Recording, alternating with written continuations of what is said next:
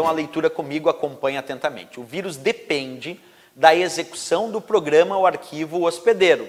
Claro, porque se eu não executar aquele arquivo ou aquele programa que tem o vírus de computador, então o vírus de computador não vai realizar a sua ação.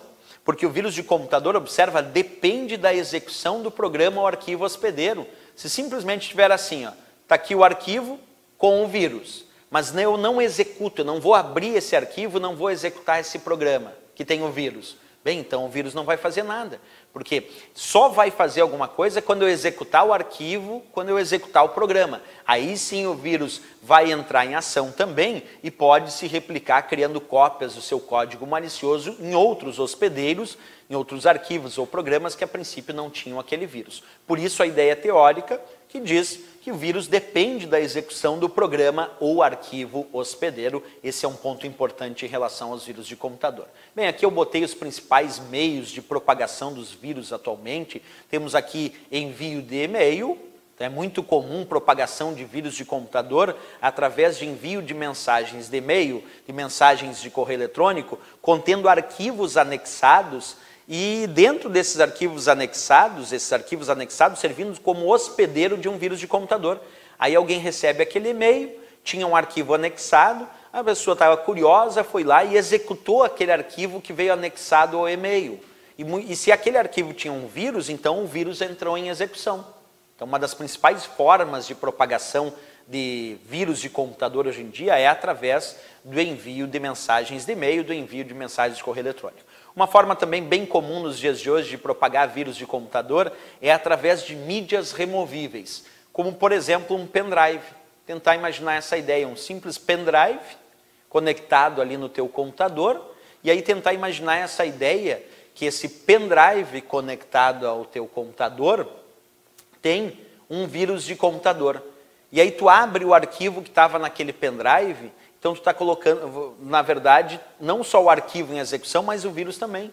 Então muitas vezes, as pessoas recebem um pendrive, e aí tu diz, alguém me entregou esse pendrive que tem um arquivo aqui, e a pessoa pediu para mim abrir esse arquivo porque tinha uma informação importante.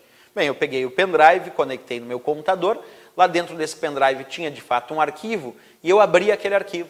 Vamos imaginar que dentro deste arquivo que estava no pendrive tinha um vírus de computador. Bem, então tu colocou em execução o vírus de computador. Então uma outra forma muito comum de propagação dos vírus de computador é através de mídias removíveis, como por exemplo um determinado pendrive. Né?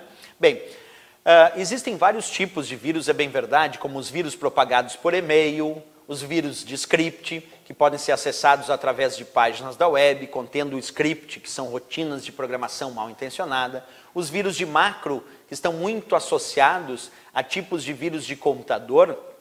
Esse é um ponto interessante. Os vírus de macro são aqueles que afetam os arquivos de programas do pacote Office, arquivos do Word, arquivos do Excel, arquivo do PowerPoint, arquivos até mesmo do BROffice Writer, LibreOffice Writer, OpenOffice Writer.